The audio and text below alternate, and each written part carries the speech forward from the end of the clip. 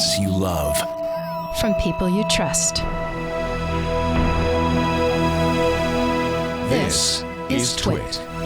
Bandwidth for TWiT specials is provided by CashFly at CACHEFLY.com.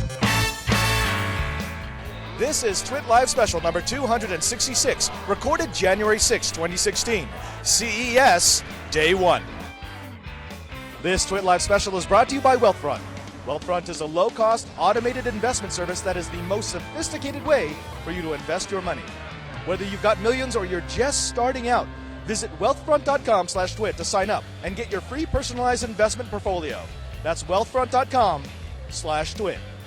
Welcome to CES Day One here in Las Vegas, Nevada. I'm Father Robert Ballecer, and I'm joined by the home theater geek, Mr. Scott Wilkinson. Hey. It's so good to see you. How are you? It's great to see you. I'm doing great. Now, CES officially started today. Yep.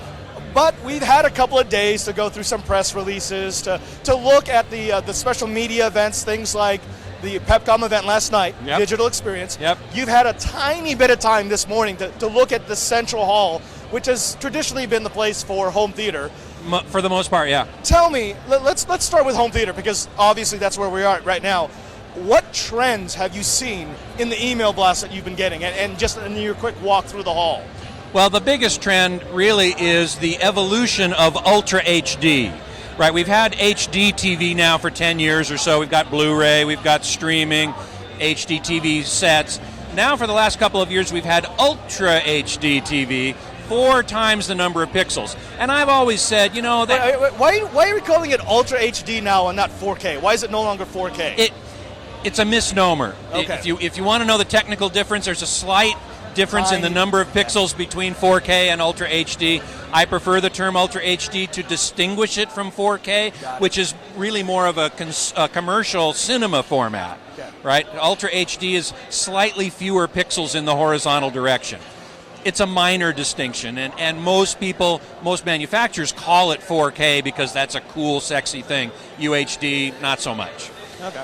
So we have we have now TVs with that number of pixels, and they're about now the same price as high-definition TVs were only a couple of years ago. Now that's a tipping point, because that's happened in the generations past in home theater, which is once you get a feature that was a gimmick, but is now at the same price as the regular TVs, it's no longer a gimmick. It's now everyone just has it. Everyone just has it. If you're going to go buy a TV, except for the very lowest-end TVs, you're going to get Ultra HD, UHD, this 4K resolution.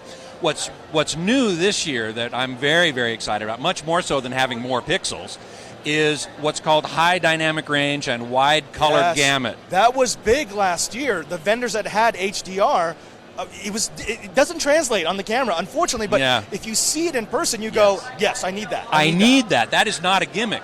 That is not just a minor upgrade. You know, that is a wow factor. You really see that and you go, wow. So now the Ultra HD Alliance, this industry group of a bunch of companies, have come up with a specification that defines exactly what a TV needs to do and what needs to be in the content that's delivered to that TV from the studios in order to qualify as what they're calling UHD Premium. Let's geek out for a bit, because there are folks here who I know. Last year when we covered high dynamic range TVs, they said, oh, it's just compression. They're just compressing, but that's not what it is. No. For the layperson, how would you describe what HDR does? What HDR does, what we've had now for 20, 30, 40, 50 years, is dynamic range is the difference between the deepest black and the brightest white that a display can handle. And for many, many years, decades, displays have been able to only handle a certain range, dynamic range, and therefore content was created to conform to that range. Well, now we have TVs that can, displays, mostly TVs, flat panels, that can have a higher dynamic range, deeper blacks, brighter whites. And so content needs to be created for that in order to take advantage of it. If it's not, if you have a standard dynamic range signal come into a TV that can do more, you're just distorting. You're stretching what the director, what the content creator intended.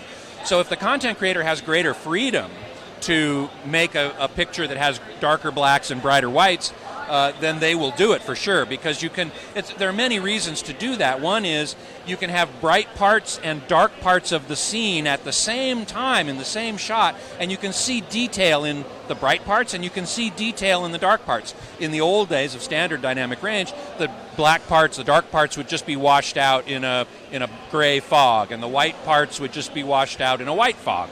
So, as you say, it's a wow factor. As long as you have content coming in that was graded, it's called, for that. Let's talk about that content, because that's been the other big question hanging over the head of those people thinking about the upgrade. Yeah. And that is, why would I buy this beautiful new TV, this 4K TV or this Ultra HD TV, if I can't get content for it? Well, and you know, there's been several vendors here who have had various solutions, everything from hard drives that have the massive files to satellite delivered services, none of which I've really been impressed with.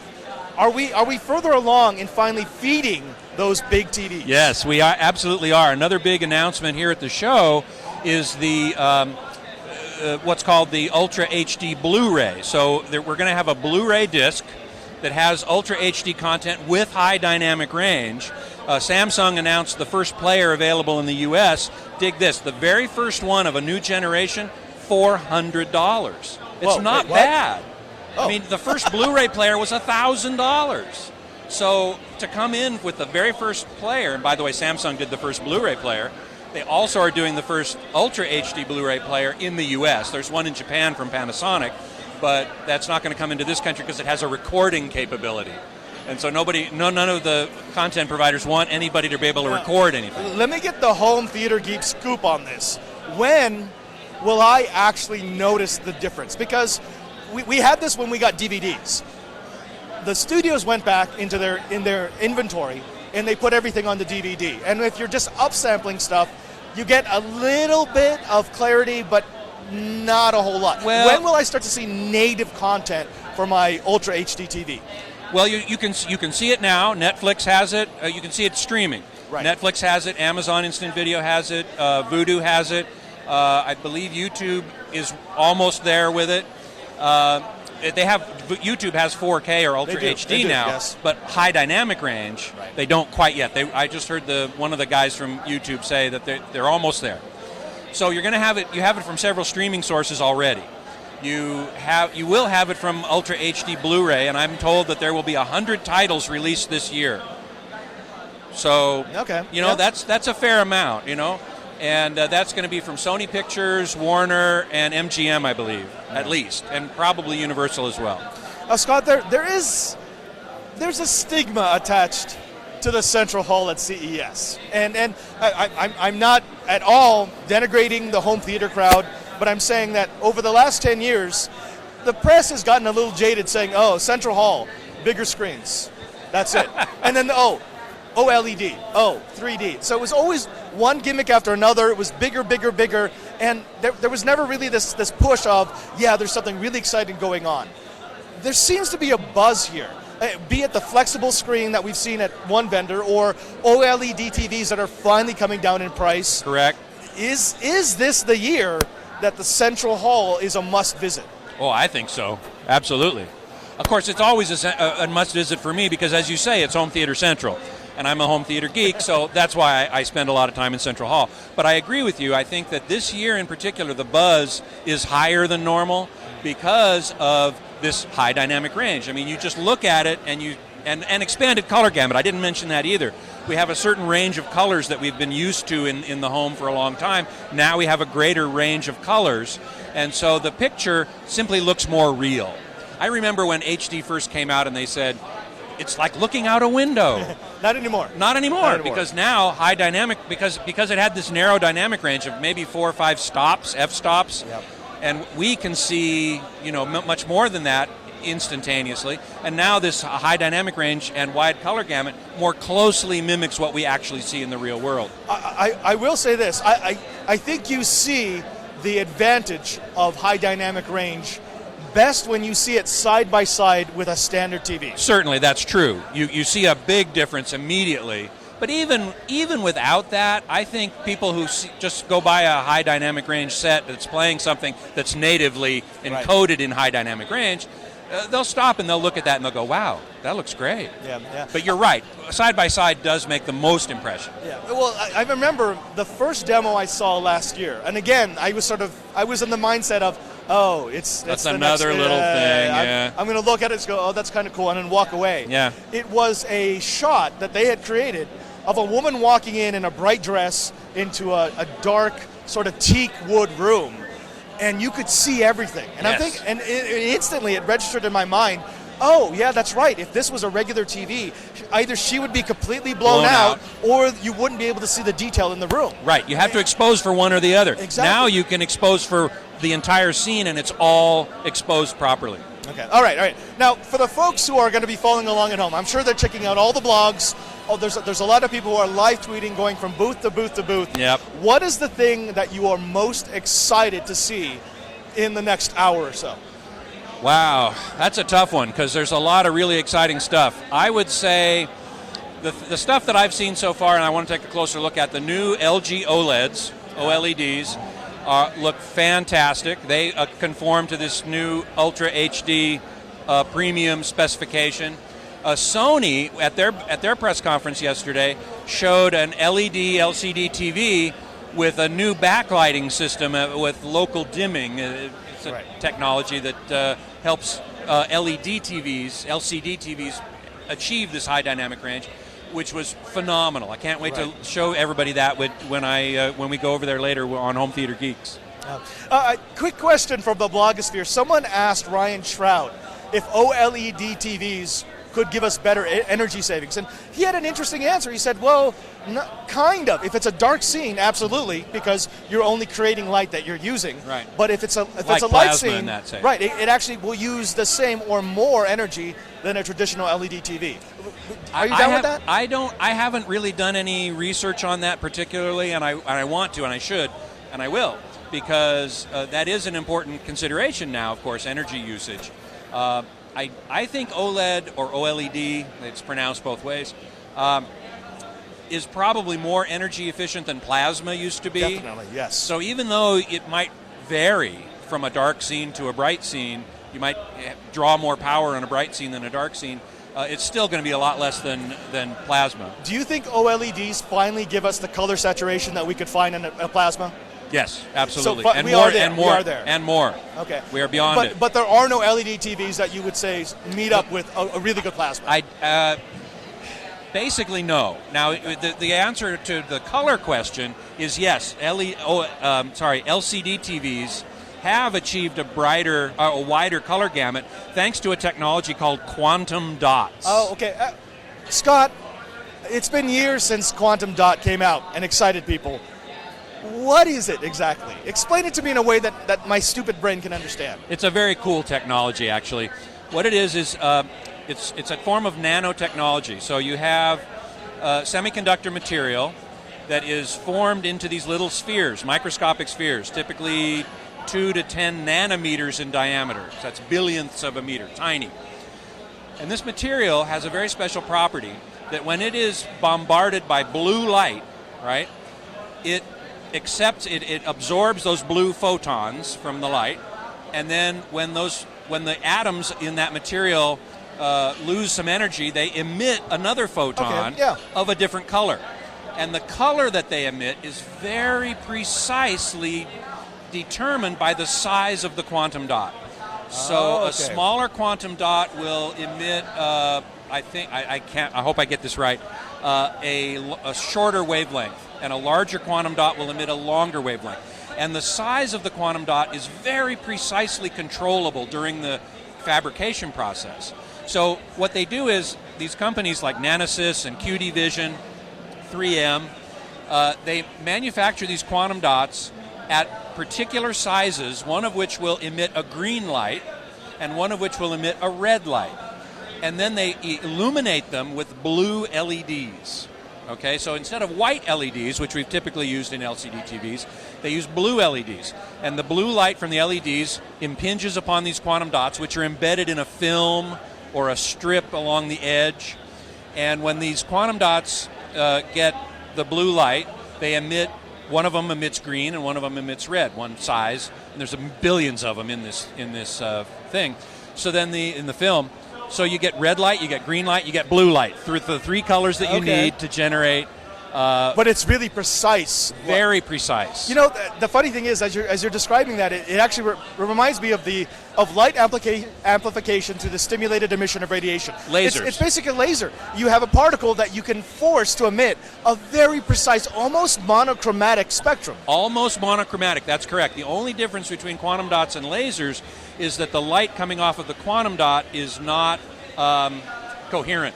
Right. It's a random phase. Which you want. Which you really do want. You really do. Now you can use lasers in a projector, particularly a projector system, and they do that with Dolby Cinema, and IMAX now has some laser projectors, and there are some others around the world.